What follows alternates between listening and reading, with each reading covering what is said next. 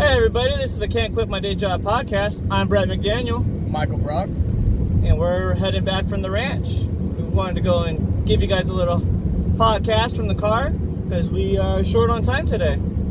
You're going to do a different scenery. So now every video we have a different scenery for every video. Yeah. So it works out perfectly. So today we were talking about how we're doing a podcast and talk about work all the time. We never talk about what we actually do Monday through Friday. And we deliver beer.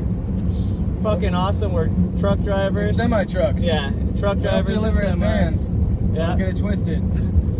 And yeah, I mean it's a hell of a drive. It's a trade in its own right, being a truck driver and making sure that we're looking out for the safety of people around us as well as ourselves. Yeah, there's so many things that go into effect when you drive a semi-truck. You can't just focus on your driving. You have to be focused on other people's driving as well. Mm-hmm. Always have to be a step ahead of the game. Yeah, constantly reading. When you get your Class C license, you learn that you're supposed to read at a 7-second ahead. With the Class A license, they want us reading at a 15-second ahead, which I ain't fucking Doctor Strange. I'm just a man. So what I do, as far out as I could possibly see, that's the best way you could go and do it. Is scanning at all times. You have to be reading people. I mean, you have to. They teach you that you have to read people's body language from in their car. You have to be paying attention to your driving and also the people in their car, their body motion. What do you think their move is going to be next? Are they going to make a left turn into your lane by the way their body motion is? Are they going to, are they not paying attention to a stop coming up, or is there a car that's slowing down? I mean, there's tons of different factors. Yeah. And so today we wanted to just go and give you guys a little insight. Not only do we drive as a professional, we use fucking hand trucks. Michael works down and downstacks every damn case that goes on his truck, whether he has as little as 12 pallets to as much as 28 pallets sometimes. Reloads, all that. Me, I'm all restaurants. A couple Kegs, drops. baby. Kegs. Lifting kegs all damn day. Well, not every day, but, enough to go and say I'm a restaurant dude. 150-pound plus kegs. Yeah. And then you got to double stack them, so 300 pounds on a hand truck. On a hand truck. And you scoop it and run. There's been numerous times you could break that hand truck blade right off from all that weight. Actually, you know what? Why don't you go into that? You've actually had that happen to you. What, breaking a hand truck blade? Yeah. I've never broken a hand truck blade. Have you? Well, I have. Coincidentally enough, after I let you borrow it. Yeah.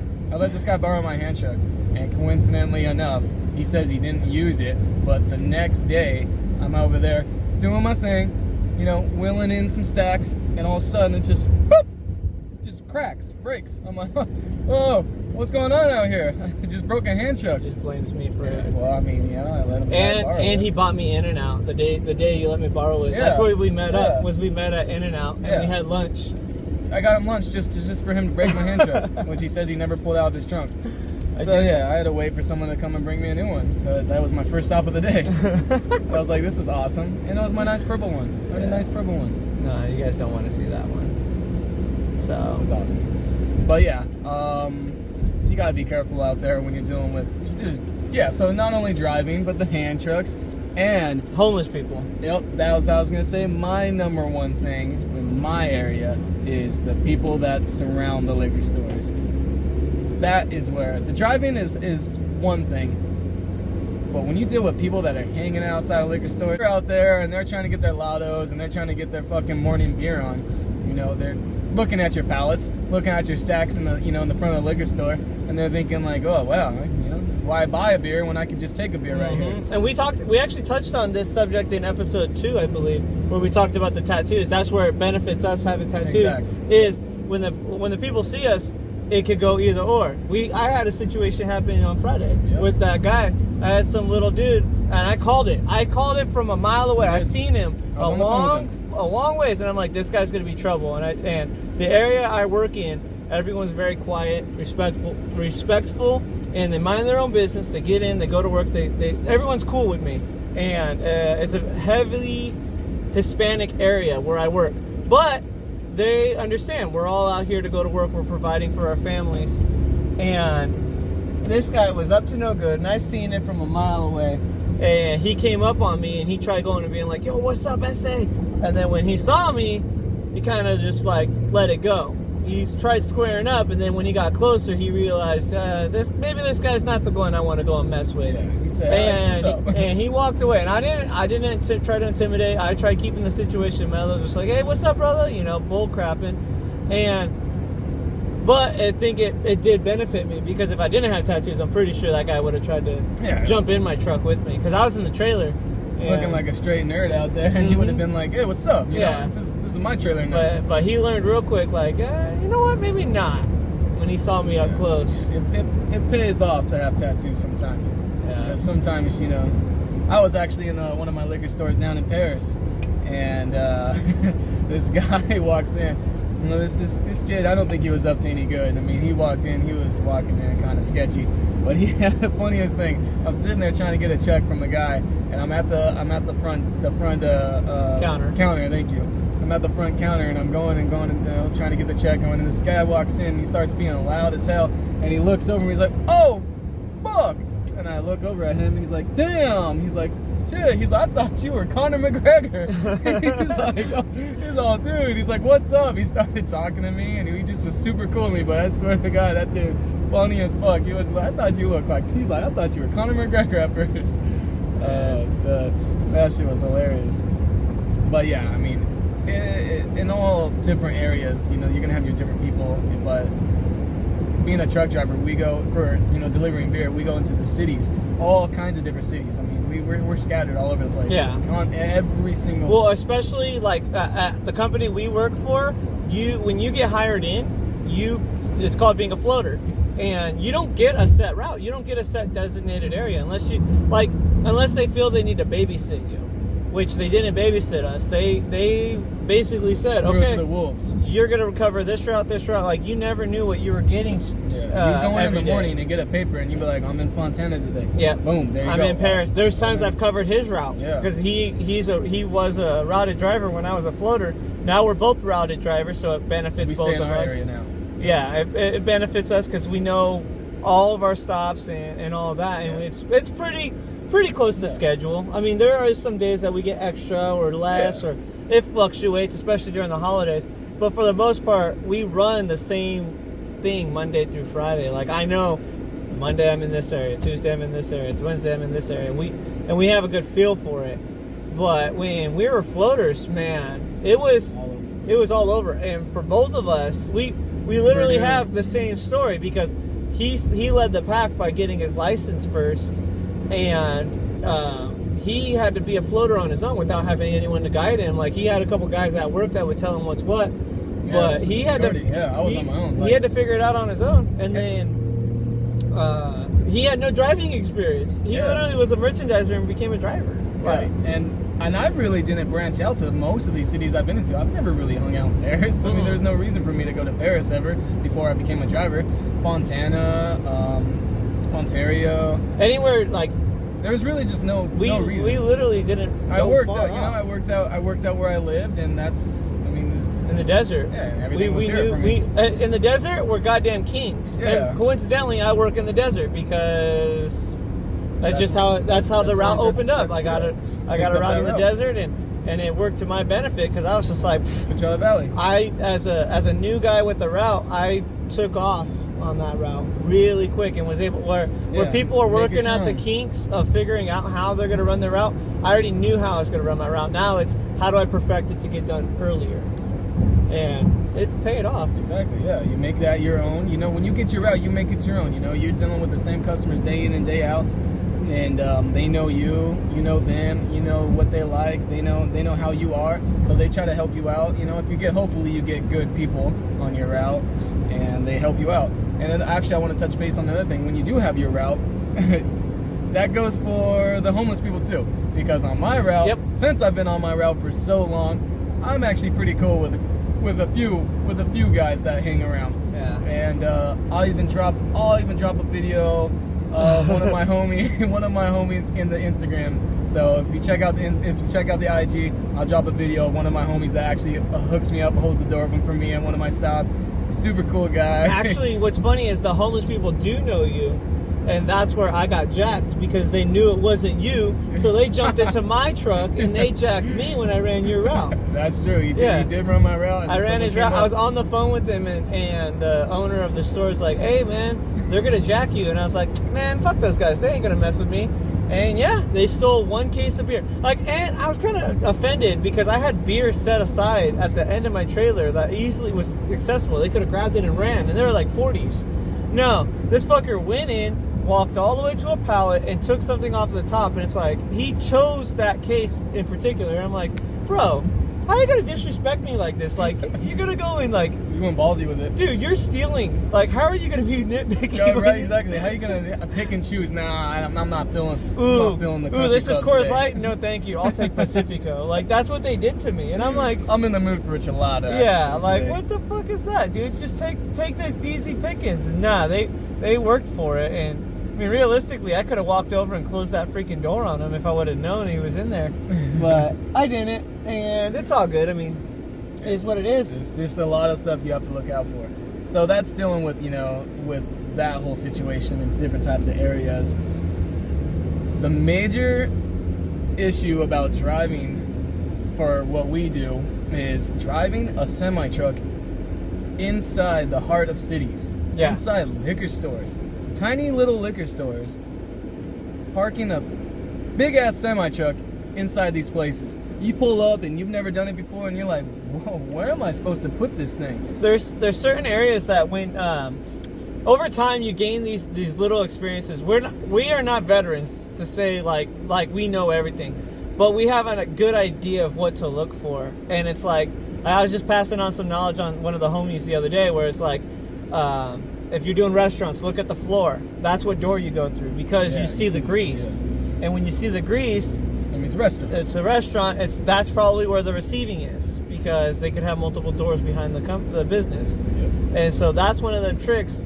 But when it comes to delivery, that's the other thing you got to look for. A lot of buildings, especially in your area, kind of look similar enough where you'll know like, oh, I could put this lift gate right on the door, or oh no, I got to park far because they'll have like these awnings that go in. They'll go upwards in an angle or whatnot. Or even if the ground is uneven and you pull up and you drop that lift gate down and it doesn't sit right, so you have to pay attention to the ground. Not only do you have to pay attention to the top awnings, make sure you don't hit them, but you also have to make sure that you're putting it to where your lift gate can lay somewhat flush. That happened to me in DHS when I parked on a slant. Exactly. I parked on a slant and it was all bad. And I kind of knew when I got there, I was like, fuck, dude, I'm sitting on a slant. And I was like, well, you know what? It's only 2 pallets. What's the worst that could happen? And yeah. The worst happened. The worst did happen. And the bad part 6-pack cans. was it was 6-pack cans on the very bottom. But no, that wasn't even the worst part. Was it fell in slow motion. So not only did it fall, have to just watch it. No. I tried stopping it. Well, yeah, but that's the weight of it. I put my body into it, and then I lifted my lift gate, and the lift gate held it up, and then I started downstacking it. And then when I tried moving the pallet, the rest of it fell. And that's when you rolled up. I rolled up and was like, oh no, what'd you do? Yeah, and so you ended up helping me run that one. Yeah, but, that's a sketchy area too. That was a super sketchy area. And you got beer all over the place. People are like, whoa, what you got? What's going on here? It's almost just like, get one of them, man. Those cans, just get one of them, man. Those cans popped and they were like smelling it. They're like, who's that? And they're like, oh, he? Okay, let's go.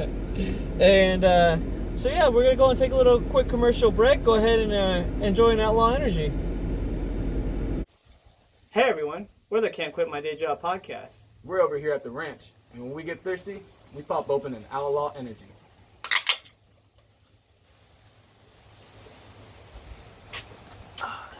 No compromising, no stopping, always running. Outlaw Energy.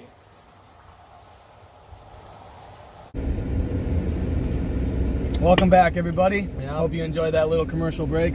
So let's just jump right back into what we were talking about.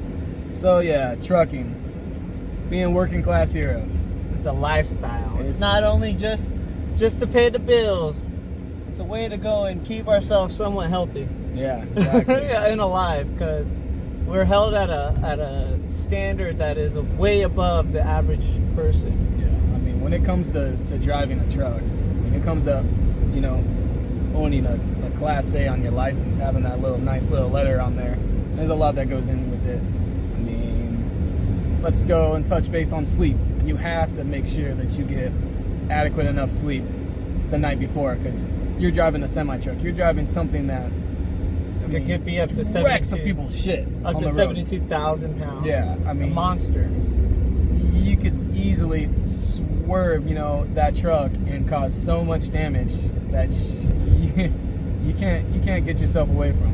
I mean, so you always want to make sure that, you know, you get sleep, and also, you know, people that like to, you know, party and stuff. I mean, the partying, that's still a minimum. That's strictly if you got, like, you know, your couple days off, then okay, you know, but you got to make sure you're not doing it the night before, because even if you have that little bit in your system, you can't drive that big ass truck. I mean, that's just all bad. Even when we're off the clock, if we're not driving, if we're in our little four-wheelers, 0.04 is our blood alcohol content level, or that we're allowed to have. If we blow a 0.05, where a normal person goes and, oh, you're good, have a great day. Not us. We're being handcuffed, and that will be a DUI. Yeah, you're getting your Class A stripped.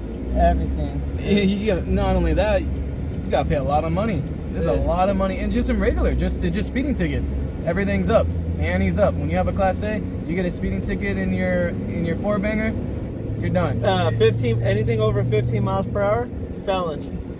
It's a felony for us to speed.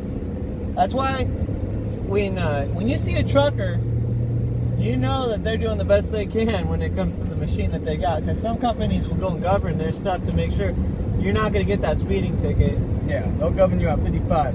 Boom. Yeah, and some people, when the owner-operators, they don't care. They're like, hey, I make it by the mile. I make it as quick as possible, so I'm going to get home. Yeah, I mean, you see some of these truckers down there going like 70 miles per hour on that freeway. That's dangerous. It's a death machine you're driving. Yeah, but also it depends on what state you're in. In California, they are very strict, and we live that lifestyle. And, you know, we choose to live that lifestyle, and I'm thankful for it because it's able to provide what we do. And yeah, we work all the time to make sure that we're doing what we can. But it also keeps us level-headed, where at our age, being relatively young still, you know, we're humble enough to be like, nah, that extra drink is not worth my driver's license.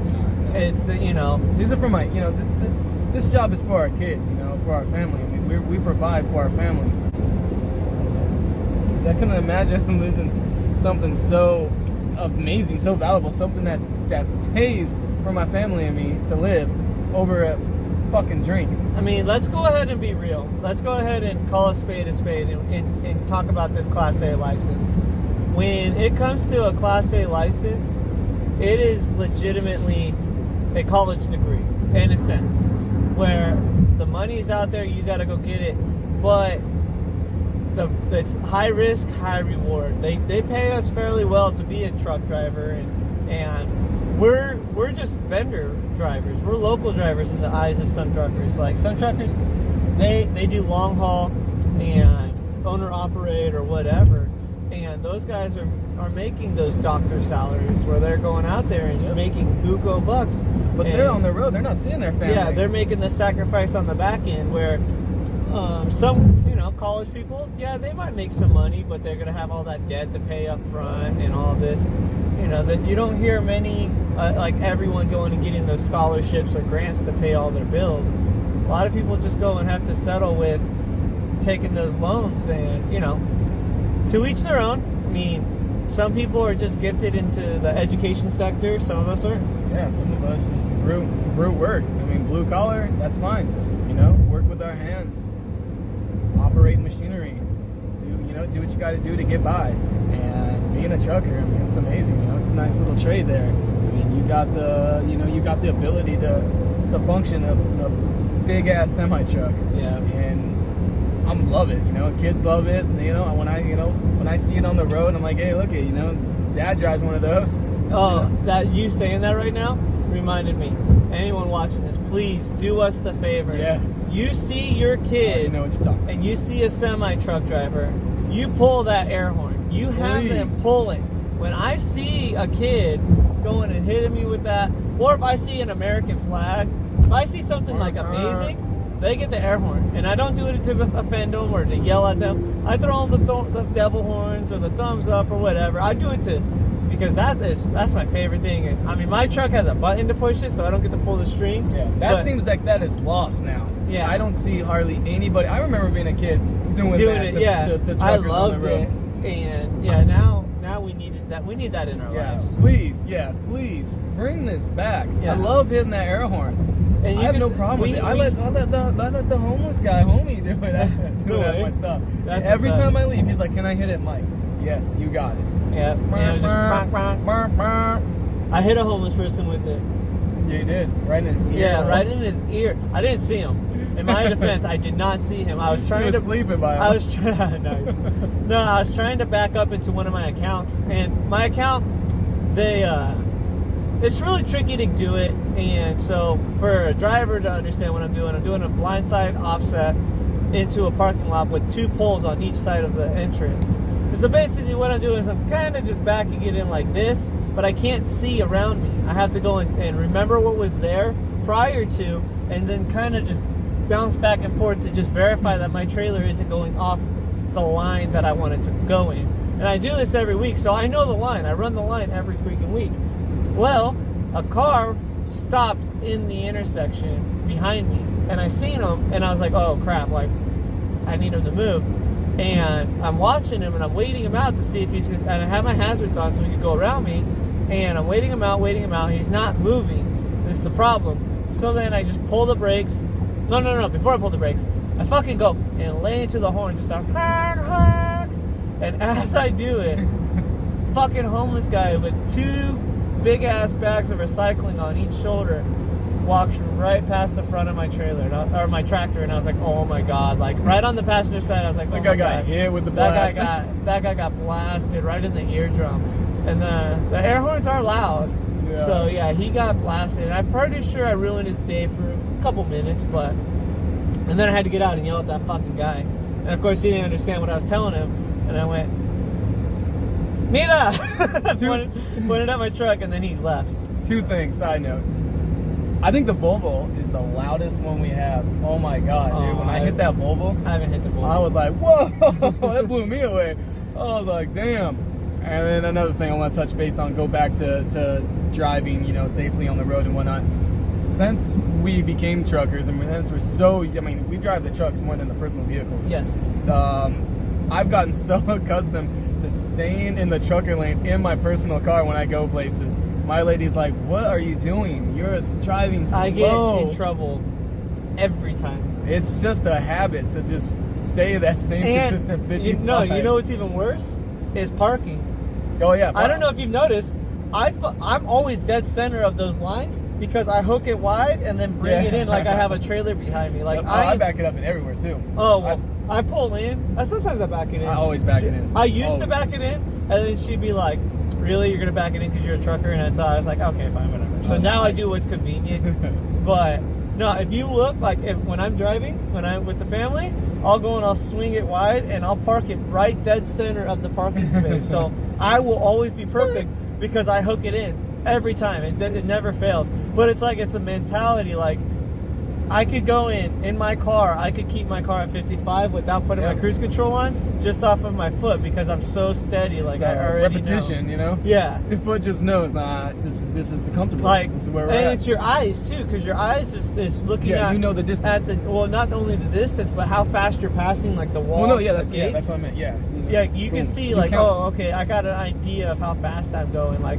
how could you tell the distance? How would you be able to tell the distance? Reading distance ahead of me. Right. So, like watching a vehicle, trying to go keep up at the same pace as a vehicle, like a truck, and watching them pass that, and then counting. Right. Like counting 1, 2, 3, and that's how many seconds. Right.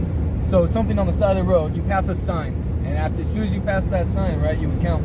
1. Well, the person would pass the sign. Yeah. And then when I pass that sign, I go in. How many seconds were you behind that person from that sign? Yeah. That's how you would figure out your following distance when you're on the road. Because being a trucker, you can't stop on a dime. Yeah. And if you're empty, fucking forget about it. That's another. It's still crazy because we have all this backlog of stuff that happens to us, But it's like when we get into these segments and we start talking about stuff, what comes to mind is the stuff that just happened. Yeah. And now I'm literally thinking about the other day when I set my camera. I set my camera off in my truck because I'm driving, as I do, and 10 to 2, and I was just cruising, and I look in and I see a van off the freeway. So whenever I see a vehicle, I'm always cautious because you never know when they're going to pop in on you. And I'm a good 15 seconds away. I had a good fall, like I was very far from them when I seen them. And then there were some mattresses, and I saw some guy throwing these mattresses even further off the side of the road. And I'm like, okay. And I'm watching, and then all of a sudden I see the guy walk onto the freeway, and I'm like he's coming in front of me, and I'm going as fast as my truck will go, and I'm like, oh shit, like I got to get out of this lane. And then right when I seen him get into the lane, I saw his truck, his little Tacoma, in the street or on the 10, parked in the third lane. And I'm like, what the fuck? Like if I did not stop watching him, I would have seen the truck at the very last second. Yeah. So I saw the truck, and it was like a grayish. It was a really light color. It blended in really well with the floor, so I really did not see it till not the last second, because I didn't almost hit him. But when I seen it, hit the brake, like a reaction, and that's when my fucking slow-mo, like my Matrix time kicked in, because I hit the brake, put my indicator on, looked to my left, watched down my entire trailer, because that's the other thing is you can't just be like, oh, there's no one in my mirror. Boop. Nope. Yeah. I gotta pop my head over and double check. You gotta make sure they're clear of the trailer. Yeah, and then pop over. So I mean, I gave myself that time, but that was tricky, and it was one of those situations where it's like, if I wasn't paying attention, I could have killed that guy. I could have hurt myself. I could have done something terrible. But it's just always making sure that you're focused on the task at hand. You're not fumbling with your phone, and you're not fucking around. You're driving. Your perception needs to be fucking spot on. And I mean, everyone's guilty of touching their phone, being upset, whatever. Like there's different things that's the other thing that we didn't even touch on is the emotional. When you're driving and you're emotional and you're in your head for a very long time and stuff, everything you'll do it's blacking out. You'll black out when you're driving, and then you'll be like, whoa, like how did I get here?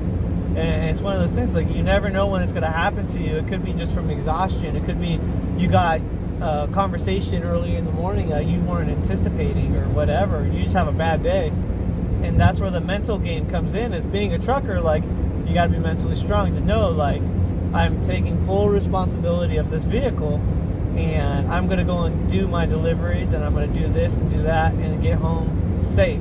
Yep, block out the bullshit while you're driving those trucks, because nobody wants to be affected by that shit that's going on. I mean, and bottom line. And like, I think that's where we get lucky, because at our job, they know like about this. This is something that they actually go and tell us, like, hey guys, please try coming in with adequate sleep. Try making sure that you guys are in a good emotional state of mind, because if you're not, you need to let us know. If you're ever uncomfortable, please let us know, and we'll figure out what we need to do. They try to go and accommodate us for the issues that arise. If you're not comfortable doing something, then they're not going to make you do it. I mean, you're in a semi truck. They don't want you hurt. They don't want somebody else hurt. Have you ever been uncomfortable? What do you mean, like driving? Like getting to a situation not knowing what was the outcome. Anytime I get a new stop on my truck that I've never done, I'm always uncomfortable until I do it, because I'm like, where is this at? Yeah. How do I get there? I got a 48-foot trailer that I'm, got to put into a place that I don't know what it is. So I'm always in my head. Maybe not. I mean, maybe I'm not uncomfortable. Maybe I'm just nervous a little. So I guess I get like that, when I have an extra stop. Then I don't know, which I like, because I don't want to be cocky out there trying to think that I know how to do everything. No, it's very humbling being in the semi. It is very humbling. Keeps you cautious. Because once you get cocky, that's when you hit something. Yeah, or hit I don't want to get too comfortable in the truck. Mm-hmm. No. Nobody should get too comfortable in the truck. I mean, you're driving a death machine. It is what it is. Yeah. I mean, let's not sugarcoat that shit. But also, another thing I want to touch base on is the tandems. Moving those forward and back. So if you got a fully loaded truck, we got beer, and it's heavy, you got a fully loaded truck in your trailer. It's sitting, you know, the way the weight distributes is it sits, you know, it makes that trailer sit super low. I mean, you're scraping tires, you know, so you have to move your tandems back. The tandems are axles. It's the back axles on the trailer. I gotta go explain that because you just said tandems. Yeah, I'm just like, hey, so basically, y'all should know. Yeah, the axles. Well, it's not even axles. It's just the tires in the back because axles would be the power. So but so here's the tire. The back tires. Here's the trailer. You can just move them. You got to move them. If you watch one of our videos on Instagram, actually you can see when Michael moved his tires his trailer because his trailer was sitting too low and it was scraping the tires. So move it back. And what happens is when you're on the freeway, you're bouncing. You're constantly bouncing, just like in your car. You're constantly bouncing. You don't feel it because the shocks and all that absorb for the most part. But that trailer is just constantly bouncing and hovering. So that's why you have to go and move those tires back because otherwise it could easily cause a blowout. It could cause so many different issues.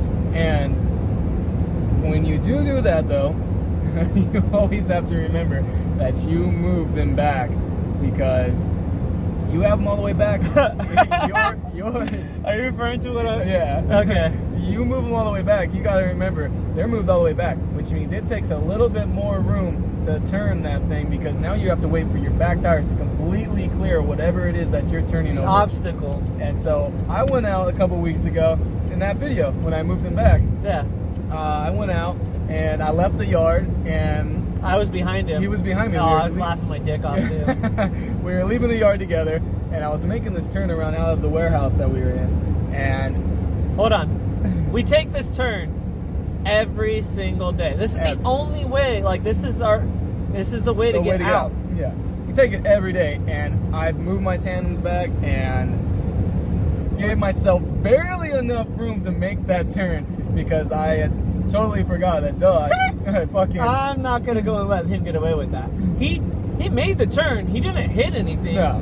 But his back tires caught the curb and he fucking bounced it. It was the funniest thing because I watched it, and this is something as being as truckers is not only do I watch myself, I'm watching the guy in front of me, and I saw his line and went, oh, he's gonna hit the... I was like, oh, he's gonna hit the curb. I instantly knew it. I'm not even in his truck, and I'm in a smaller truck, so in my perspective, I'm thinking of my own truck, but I knew, watching him move his tires, watching him being in a 48, I watched that line and I was like, oh no, he's gonna hit the curb, and he hit the curb. Yep. And then when I got to my first stop, I called him and I was just dying laughing. I was like, you laughing about what happened this morning? Like, I already know.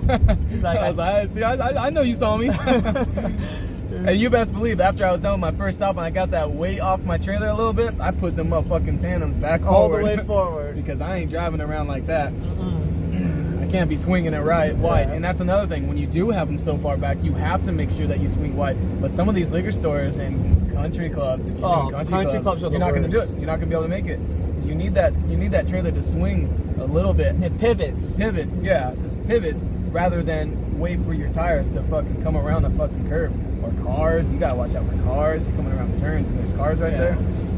But and then that's the other thing too is when if you don't do it, you're not like say that you're loaded, but you're not fully loaded, but you're pretty far back, and the weight isn't distributed properly. That's where the trailers start to sway too. Yeah. And I remember when I first started, I was always in a 48 on the route that I was running. Every day I was in a 48, and it was the same 48, so I had a good idea of how this truck drove. But I remember one time I was loaded, and it wasn't low enough for me to care about moving my tandems. But the problem is the weight wasn't distributed evenly. And all the weight was in the back, but not very much in the middle.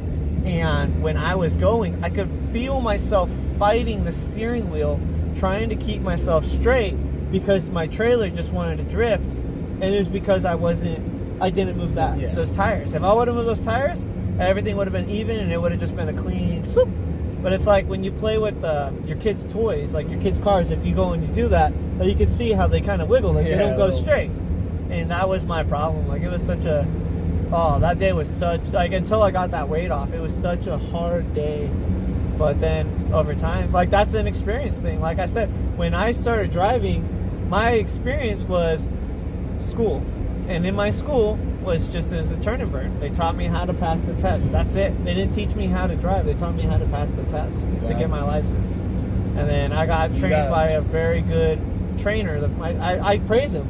At work, I praise him because he saved lives by teaching me how to drive, because I'm not hurting or killing anybody.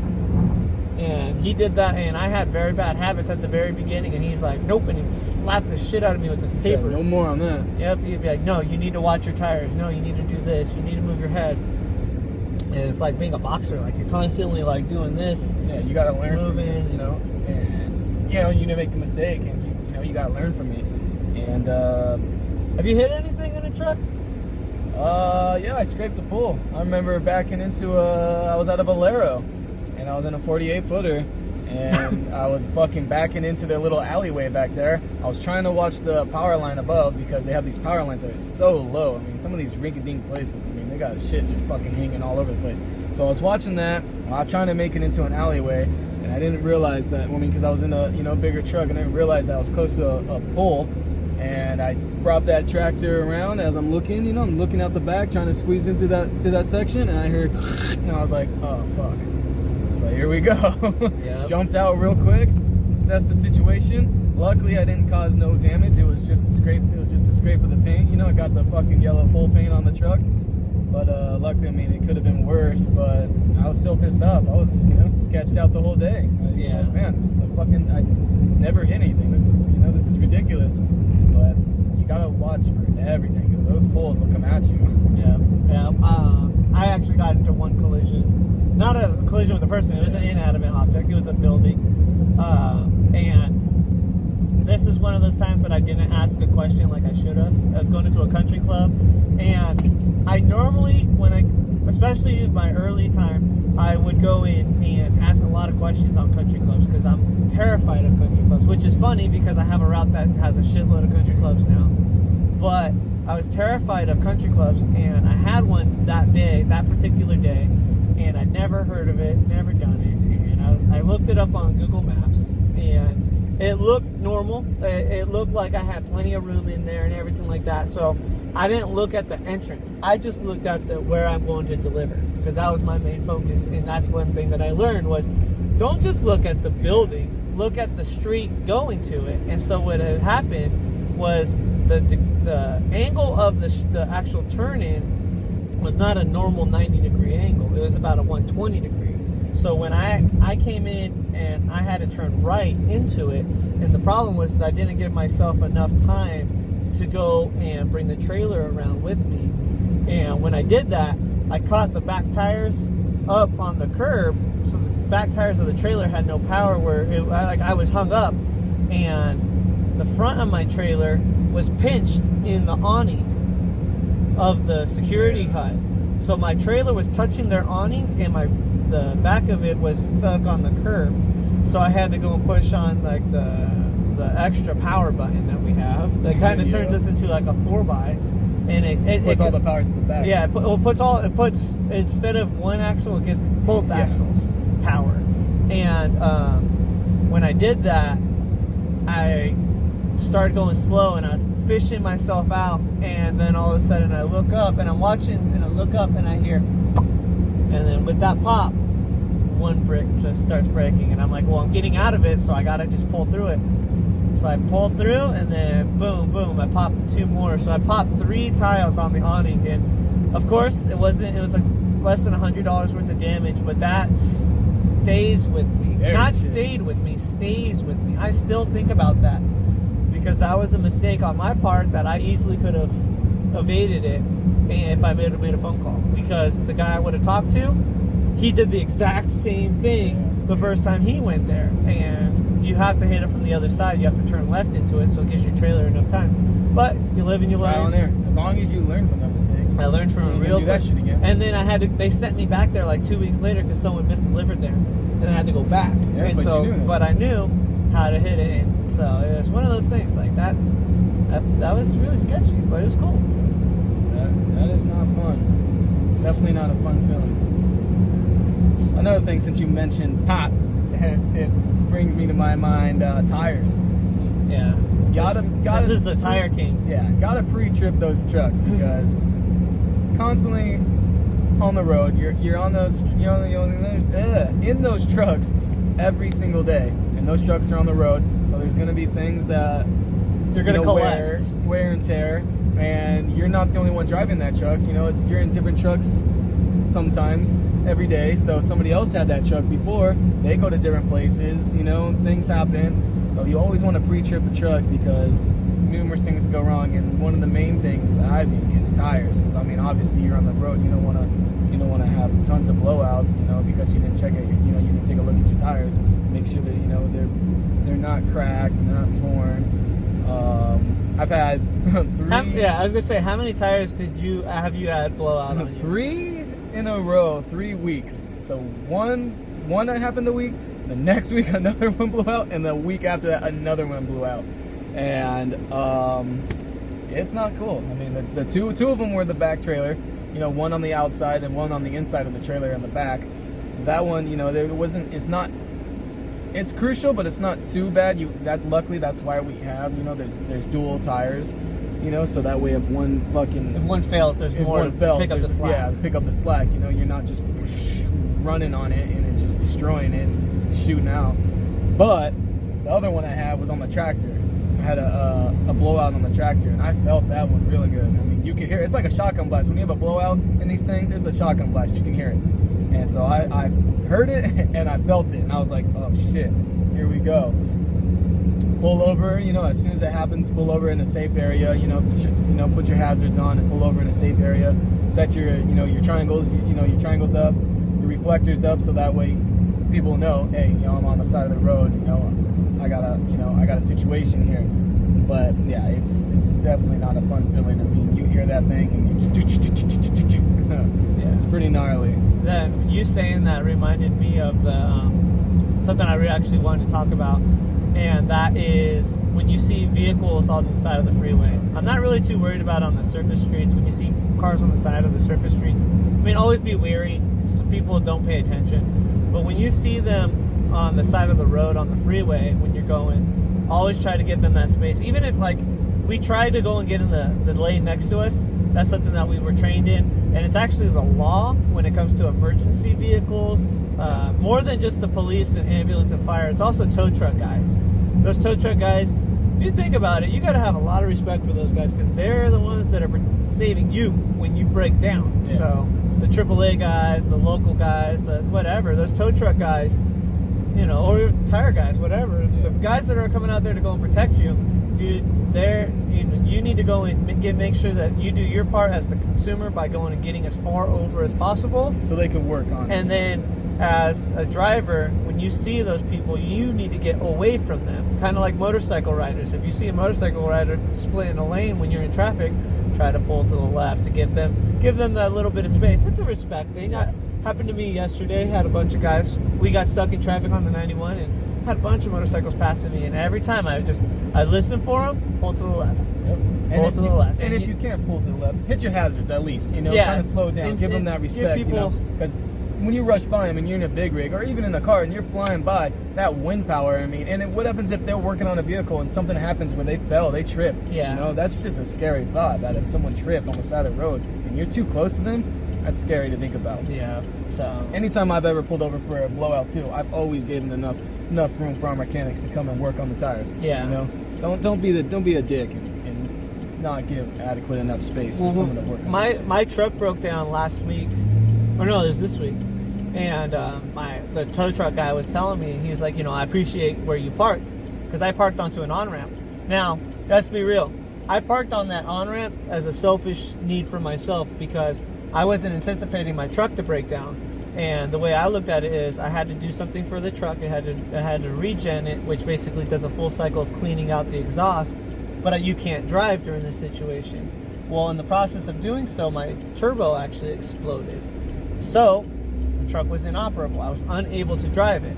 So I had to wait for a tow truck guy. But what I didn't anticipate breaking down. So what I had done is when my light came on, I got off the freeway because I knew I didn't want to be on the 10. Got off the freeway, jumped over, got onto the on-ramp and pulled as far right as possible, as far right as I possibly could go on the on-ramp So that way, when I was done, I could make my great escape. On the on-ramp, I could gain my speed and merge safely into traffic.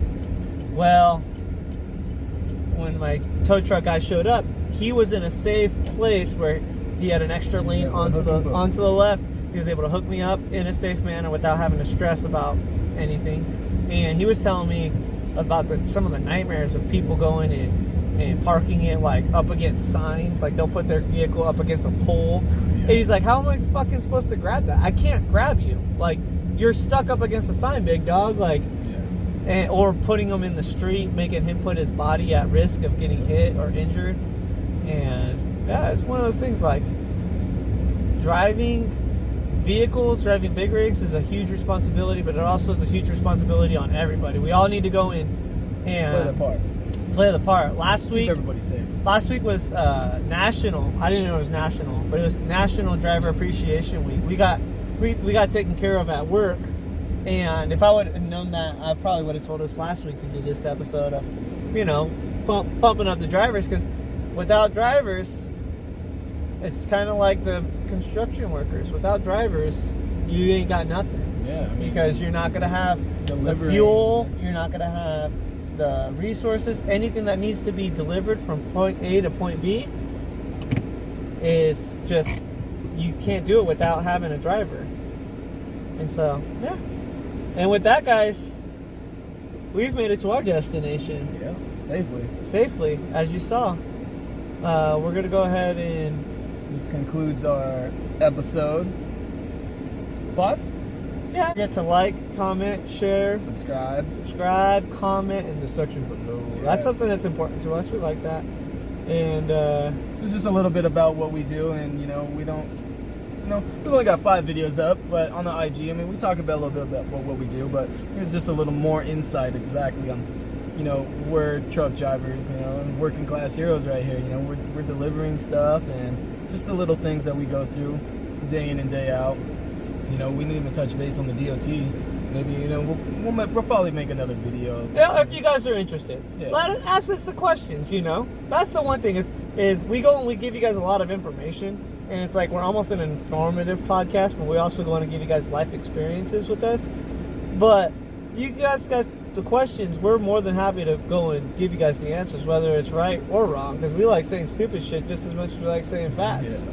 So we want to take the time to just talk about what we do and what truck drivers go through and everything. So this concludes the episode. Thank you guys for watching. As always, subscribe to our channel. New videos up every Wednesday.